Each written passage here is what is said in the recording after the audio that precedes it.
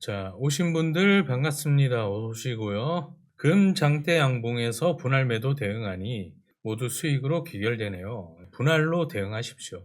리스크 관리가 중요합니다. 골드하고 실버는. 그리고 코스피 진입했는데 좀 입장료가 비싸다. 솔직하게 말씀드리면요. 저는 물론 그걸 하는 것도 뭐 나쁘진 않게 생각을 합니다.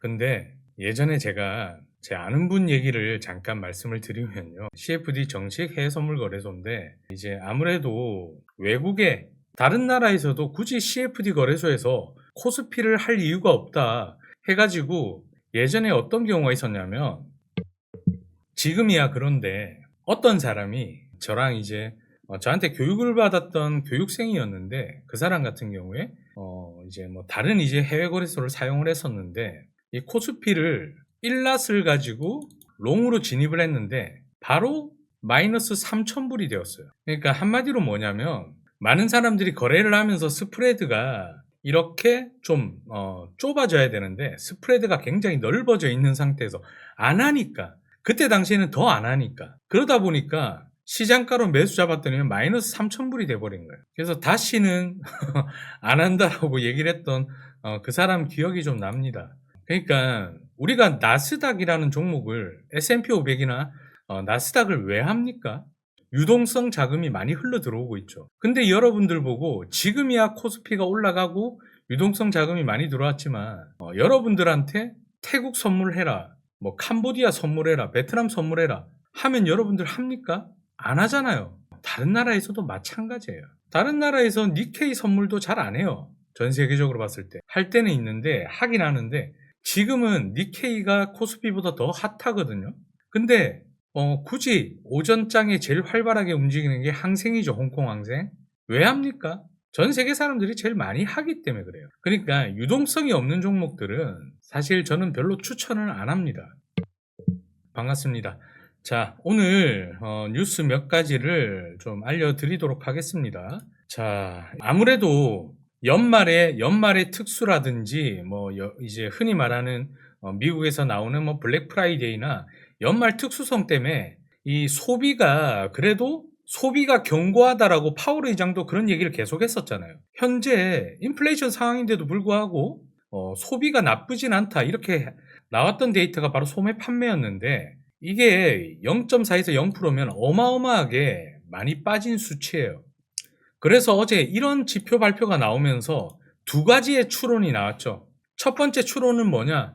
경기 침체. 사람들이 돈을 안 쓰니까 경기 침체죠, 그게. 근데 또 다른 한쪽으로는 어떤 식으로 해석을 했냐면 어제 왜 나스닥장이나 장들이 혼조세를 띄웠냐면 또 이제 다른 해석은 뭐냐면 소비가 지금 떨어지고 경기 침체의 위험성이 있으니까 연준에서 통화 완화 정책을 펼치고 금리 인하를 좀 해야 되지 않을까 막 이런 이제 또 희망 섞인 그런 이제 기대감하고 이 두 가지가 충돌을 했어요. 어제는 두 가지가 충돌을 하다 보니까 어제 역대급으로 꼬리단 혼조세 강한 장이 나왔었죠. 근데 오늘 고용 지표도 사실 부진할 것으로 전망을 하고 있다고 합니다. 나오고 있어요.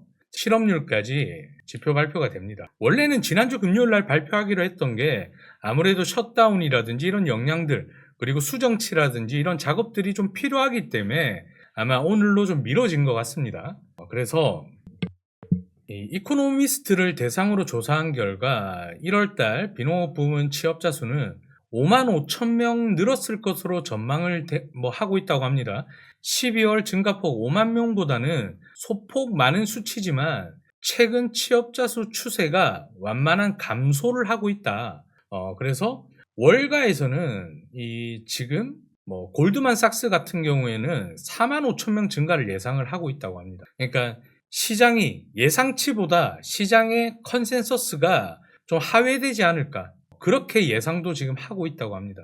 예상치는 5만 5천 명 이 정도 예상을 하고 있지만 1월달 비농업 취업자 수가 증가폭이 거의 지금 12월에 비해서 제로에 가깝지 않을까 그렇게 얘기하는 분들도 많이 계시다고 해요. 그러면 이 12월 달에 비해서 이 증가폭이 12월 달에 5만 명이었는데 1월 달에 5만 명 근처나 5만 명보다 떨어진다. 그러면 이 증가폭 자체가 제로잖아요. 그러면 노동시장 자체가 얼마나 취약한지 알게 되는 데이터가 나올 수 있다. 현재 기업들마다 대규모 감원이 거의 없는 상황에서도 이 정도인데, 앞으로 뭐 기업들 감원은 뭐 계속 지금 기업들이 감원을 하고 있습니다. 이 와중에 시티그룹, 시티은행 계열사 그 본사인 시티그룹에서는 오히려 한 13만 500명 정도 증가했을 거다. 정반대 전망을 좀 내놓기도 했습니다. 그래서 통상적으로 매월 첫째 주 금요일에 데이터가 공개되는데, 이 노동통계국이 아무래도 셧다운 때문에 좀 오랜 기간 동안 일을 하지 않았다 보니까 좀 수정치라든지 이런 것들 때문에 좀 미뤄졌다고 합니다. 워시가 아닌 해시시. 백악관 국가경제위원회 위원장은 9일 CNBC 인터뷰에서 당분간은 최소한 취업자 수 증가폭이 좀 낮게 유지될 것 같다. 일단 미국 정부의 불법 이민 그런 억제와 또 이제 AI가 발달함으로 인해서 생산성이 향상되다 보니까 사람이 좀 많이 필요 없어진 세상이다. 그래서 취업자 수 증가폭이 과거에 익숙해진 그런 늘어나는 수치보다 연달아 적게 나온다고 해서 걱정할 필요는 없다. 인구 증가율이 낮아지고 있고, 그리고 AI로 인한 생산성이 큰 폭으로 개선되고 있는 현재 시대가 변하고 있는 이례적인 환경 때문이다. 그래서 일자리 증가는 둔화되고 생산성과 기업들의 이익, 국내 총생산은 더 치솟을 가능성이 있다라고 하면서, 제가 어제도 그런 얘기를 했죠. 비농업 취업자 수 지표 발표 좀 안 좋게 나올 것 같으니까 백악관에서 지금 고춧가루를 좀 뿌리고 있다. 그 얘기를 이 케빈 해시시 인터뷰를 통해서 얘기를 했습니다. 그래서 예전에도 우리가 취업자 수가 비농업 취업자 수라든지 실업률이라든지 이런 것들이 노동 데이터가 안 좋게 나왔을 때 연준이 작년처럼 세 차례 금리 인하했듯이 금리 인하에 대해서 적극적으로 달려들 뭐 가능성도 있지만, 연준은 전반적으로 한 달의 수치보다 추세를 중시하고 있기 때문에 뭐 지금 현재 노동시장이 좀 둔화되고 있다고 하더라도 이게 심각한 경제 침체 전조가 아니라 오히려 노동시장의 안정화를 의미하고 있다라고 지금 연준에서는 얘기를 하고 있습니다. 근데 이제 우리가 봐야 될 거는 이 노동시장이 악화되면서 작년에 금리가 내리고, 근데 지금 소매 판매도 안 좋게 나왔죠. 그래서 소매 판매가 안 좋은 상황에서 노동시장 오늘 10시 반에 하는 데이터가 안 좋게 나왔다. 그때 이제 시장의 반응이 중요하잖아요. 시장이 금리 인하에 대한 모멘텀이 붙으면 당연히 지수는 상승할 것이고, 아무리 누군가 고춧가루를 뿌리더라도 현재 소비도 지금 둔화되고 있고 노동시장도 안 좋다. 이거 장기적인 경기 침체의 신호가 아닐까. 이런 식으로 시장이 해석을 하고 반응을 하게 되면 아마 급락도 나올 수 있는 것으로 생각을 하셔야 된다. 그래서 오늘 잠시 후에 있을 지표 발표 많이 중요합니다.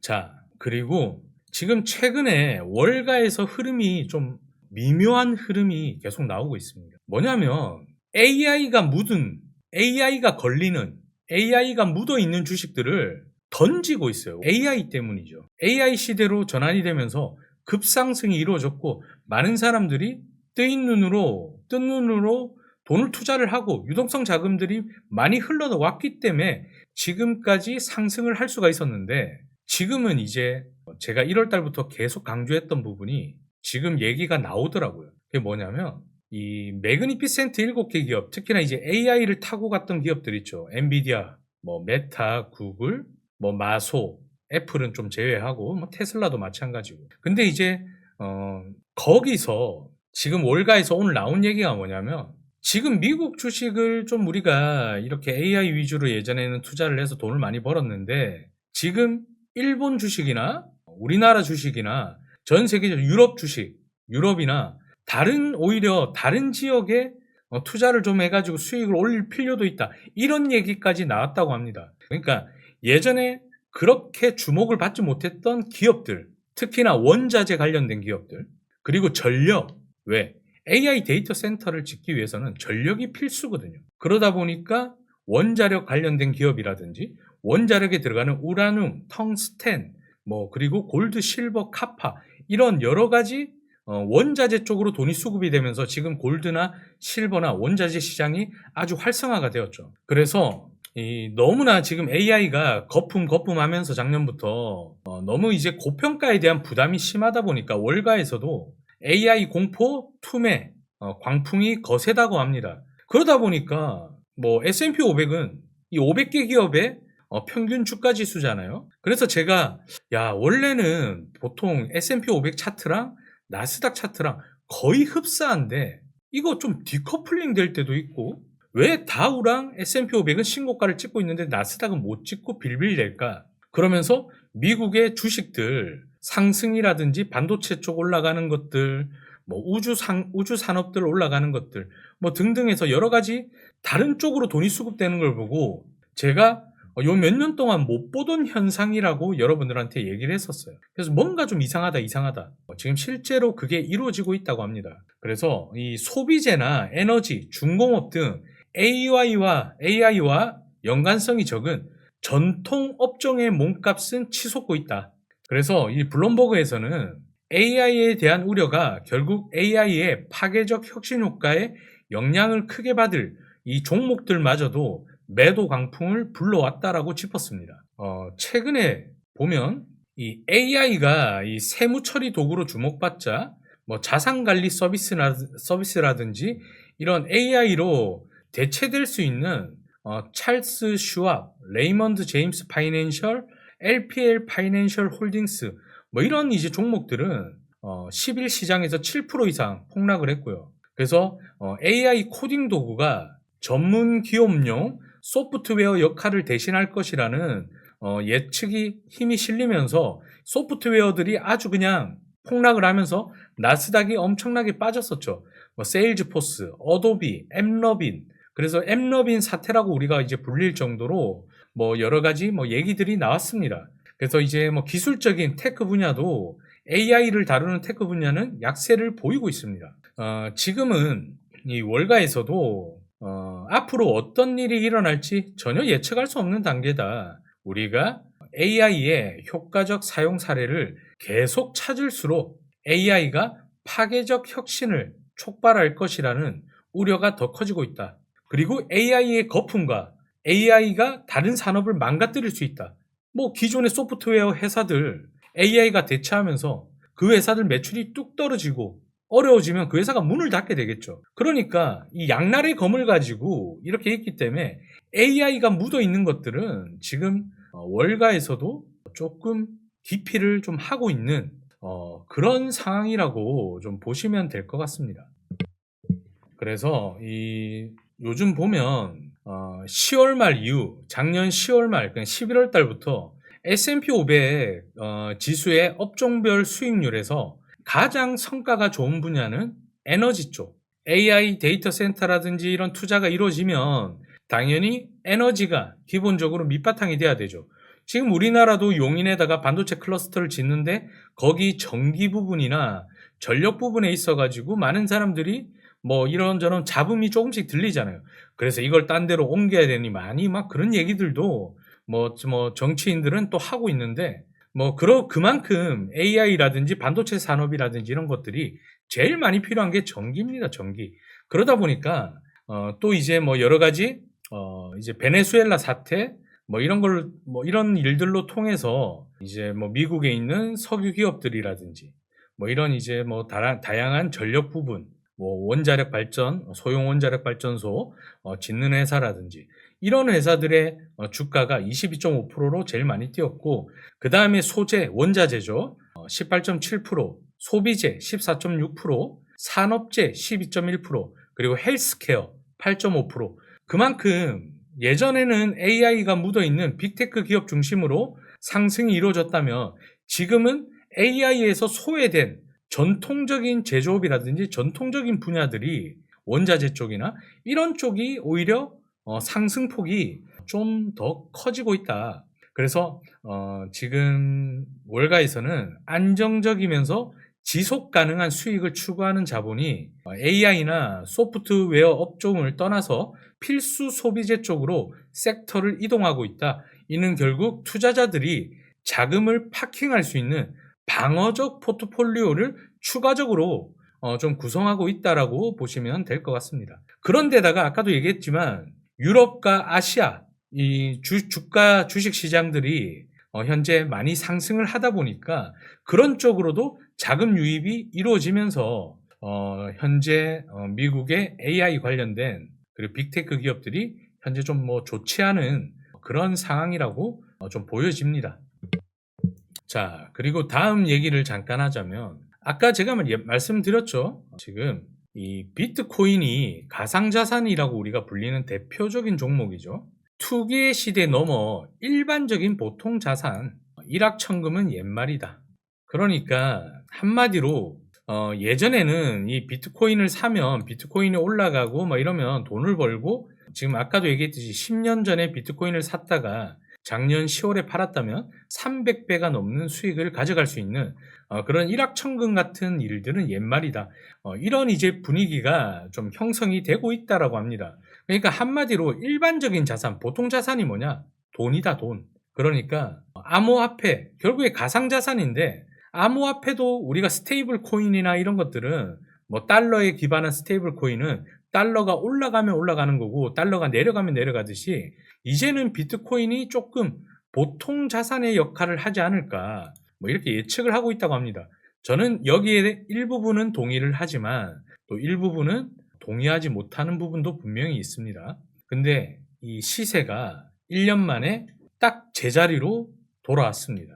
가상자산 업계 전반이 많이 변했다라는 주장이 나오고 있습니다. 하룻밤에 예전에는 하룻밤에도 대박 또는 쪽박을 오가던 이 투기의 시대가 끝나고 다른 자산들처럼 일정 가격대에서 머무는 시대, 그게 현실이 될 수 있다라고 지금 얘기를 하고 있다고 합니다. 그래서 이게 다른 사람보다도 이 미국의 가상자산의 대표주자인 비트코인을 다수 보유해 국제적인 업계 거물로 불리면서 미국에서 가상자산 전문 자산운용사 갤럭시 디지털의 CEO를 맡고 있는 마이크 노보그라츠죠. 굉장히 유명한 사람입니다. 마이크 노보그라츠가 10일 대담에서 이렇게 얘기를 합니다. 투기의 시대가 단계적으로 끝났다고 예상한다.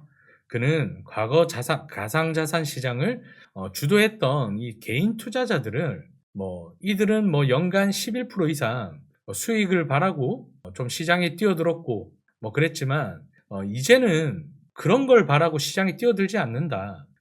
좀 크게 벌려고 가상자산 시장에 뛰어들었었는데 보통 8배, 10배, 30배 이렇게 수익을 기대했던 그런 시장이었는데, 최근 가상자산 시장에 새롭게 진입한 이 기관 투자자들은 그만큼 위험을 감수하지 않는다고 지적을 했습니다. 그래서 일부 트레이더들은 언제나 투기를 하겠지만, 당연하죠. 세력들이나 웬만한 고래들, 트레이더들은 아직도 투기성으로 매도하는 세력들도 있겠죠. 근데 지금은 수익률이 훨씬 낮은 실질적인 다국적인 자산이 될 거다, 이렇게 얘기를 했습니다. 지난 2010년에 세계 최초의 거래소 설립 이후 여러 차례 폭등과 폭락을 반복했던 이 가상자산 시세는 지난해 가상자산 옹호론자인 트럼프 대통령이 미국 대통령에 취임하면서 아주 급격한 상승세를 타기 시작했죠. 그래서 이 투자자들은 트럼프가 가상자산을 제도권 금융에 편입한다고 기대를 했고 법안들도 통과가 되었죠.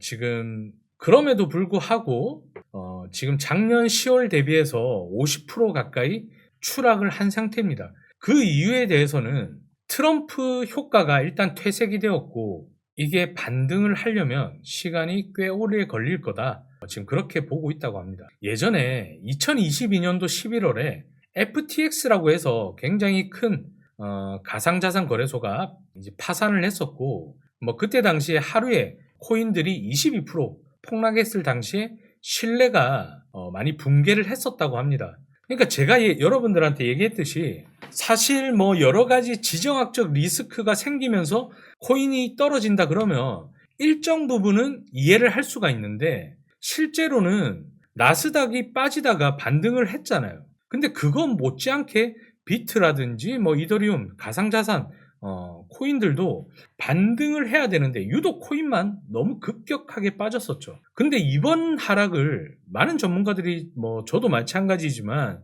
똑같은 생각을 해요.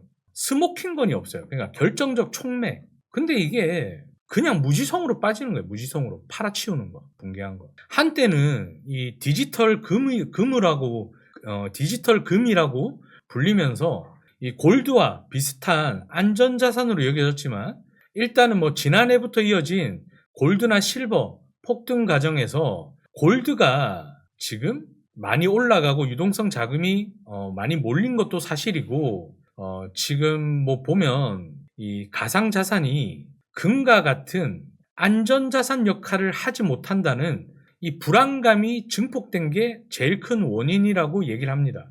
그래서 이번에 이 대담에서 최근까지도 연준 의장 후보 중에 한 명이었던 크리스토퍼 월러 이사는 가상자산 이번 폭락에 대해서 트럼프 정부가 들어서면서 가상자산 세계에 찾아온 도치감 중 일부가 사라지고 있다. 많은 매도 물량이 나왔던 것은 주류 금융시장을 통해 가상자산 시장에 접근하는 회사들이 위험 포지션을 정리해야 했고 자산들을 매도해야 했기 때문이라고 생각한다고 밝혔습니다. 그러니까 규제도 불확실하고 이제 비트코인도 변동성이 너무 크다 보니까 많은 이제 기관들이나 고래들이 갖고 있던 이 물량을 더 손해보기 전에 대거 포지션을 팔아치웠다라는 거죠. 그래서 빠르게 반등하기는 어렵다라고 내다보고 있습니다. 지난해 10월 발생했던 대규모 청산 때 10월 10일 날이었죠. 10월 10일 날 우리 그 추석 마지막 금요일 날 폭락을 했었잖아요, 코인들이.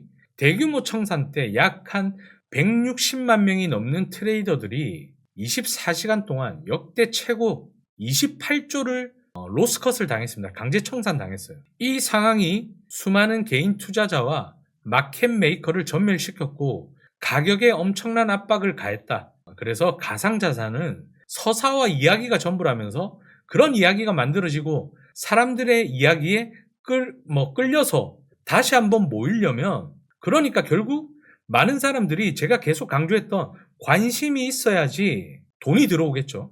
그만큼 작년 10월 10일 날 어마어마한 고래들이라든지 트레이더들이 강제 청산을 당했고 계속해서 그런 불확실성 속에서 많은 사람들이 관심이 좀 있어야 되는데 지금은 관심 받기다 보니까 돈이 안 들어온다는 얘기예요. 돈이 안 들어오니. 그러니까 이 많은 전문가들도 이 사람들의 이야기에 끌려서 다시 한번 코인이 관심을 받고 모이려면 시간이 걸린다라고 얘기를 하는 겁니다. 쉽진 않아요. 많은 사람들이. 그러니까 이 주식에서도 양극화가 극명하게 이루어지고 있습니다. 결론적으로 제가 얘기를 했죠.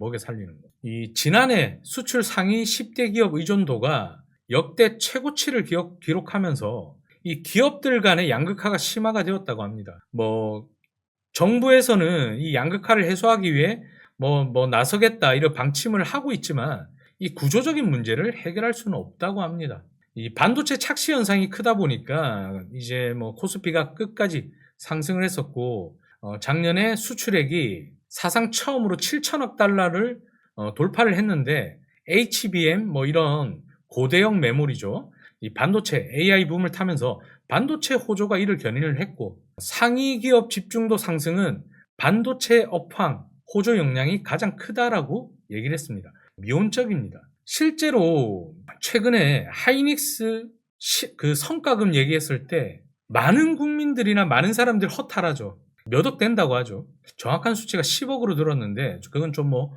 오류가 날 수는 있습니다. 그러면 실질적으로 연봉 한 1억 받는 사람이 한 3억 정도 받는 거고 뭐 그 위에 연봉 3억, 5억 받는 사람들은 10억, 15억씩 받는 거죠. 근데 이제 중요한 거는 뭐 지방에 있는 중소기업이라든지 뭐 여러 가지 이제 사항들을 돈을 쏟아부어도 안 된다라는 거예요, 지금. 그러니까 지금 수도권이랑 대기업으로 인재랑 자금들이 뭐 쏠려 있는 구조적 한계도 있겠지만 실질적으로 삼성전자나 하이닉스 같은 이 큰 회사들이 당연히 수출을 해서 우리나라를 이끄는 건 맞아요, 구조가. 근데 다른 중소기업이나 이런 이제 기업들이 같이 살아야 되는데 그게 되게 어렵습니다. 그러다 보니까 사실 전부 다 대기업 다니고 돈 많으면 돈 많이 벌고 그러면 얼마나 좋습니까? 근데 그렇지가 않죠. 우리나라의 대다수 국민들이 중견기업이나 중소기업이나 아니면 소상공인, 자영업을 하고 있습니다. 그러니까 뭐 지금 자금 늘려가지고 스타트업이나 제조업 살린다, 뭐 중소기업 살린다 이렇게 해서 육성되지는 않습니다. 근본적으로 뭐 어떤 이 시장 경기, 그러니까 뭐 지금 코스피가 5천 간다고 해서 우리가 확 진짜 잘 보세요. 2,500, 3,000에서 머물렀던 게 한 2배 가까이 올랐어요, 코스피가. 그러면 우리 생활이나 우리 모든 국민들의 삶의 질이 2배 이상 나아졌습니까? 전혀 체감을 못 한다라는 거예요. 그래서 제가 하고 싶은 얘기는 뭐 어쩔 수가 없는 거죠. 뭐 그래도 뭐 코스피가 올라가고 있는 거는 뭐 좋은 현상으로 생각을 하는데 좀 중소기업들이라든지 중견기업을 살릴 수 있는 그냥 펜대만 굴리지 말고 현장을 좀 직접 다니면서 좀 뭔가 좀 할 수 있는 그런 이제 정책들이 좀 많아져야 되지 않을까라는 생각을 합니다. 이제 아무래도 여러분들도 사업을 해보신 분이나 그런 분들 알겠지만 굉장히 힘들거든요. 나라에서 돈 빌리는 것도 힘들고 특히나 제조업 같은 경우는 지금 중국이 발전하고 막 이러면서 싼 부품 들어오고 이러면서 사실 살아남을 수가 없어요. 근본적으로 좀 지켜줄 수 있는 여러 가지 정책들이 나와가지고 지금 우리가 주식시장이 올라가는 만큼 우리 국민들한테도 많은 국민들이 그 현재 지금의 코스피가 올라가는 만큼 삶의 질들이 좀 많이 나아졌으면 좋겠고, 또 한 가지는 뭐냐, 결국 지금 코스피가 올라간 거는 삼성전자랑 SK하이닉스 상위 10개 기업의 지금 이런 부분이 크다. 미국도 엔비디아 같은 기업들이 빅테크 기업들이 상승하면서 계속해서 주가가 올라갔었죠. 근데 지금 어때요? 아까도 얘기했지만 다른 쪽으로 돈이 수급이 되고 하면서 주가가 빠지죠. 니케이랑 우리나라 코스피는 올라가는데 나스닥은 빠지죠. 그렇기 때문에 우리나라 국장에 투자하시는 분들도 코스피가 계속 올라간다라는 망상은 조금 버리시고 본인만의 원칙에 의해서, 철학과 원칙에 의해서 조금 투자를 했으면 좋겠다. 어딜 가더라도 돈을 벌지 못합니다. 그거는 제 말이 100% 정답일 거예요. 자, 오늘 이렇게 해서 좀 몇 가지 소식들을 여러분들한테 전해드렸습니다. 부분 잠시 후에 지표 발표 같이 보면서 또 대응할 수 있으면 대응도 하고 여러분들하고 소통 좀 이어나가도록 하겠습니다. 잠시 후에 뵐게요.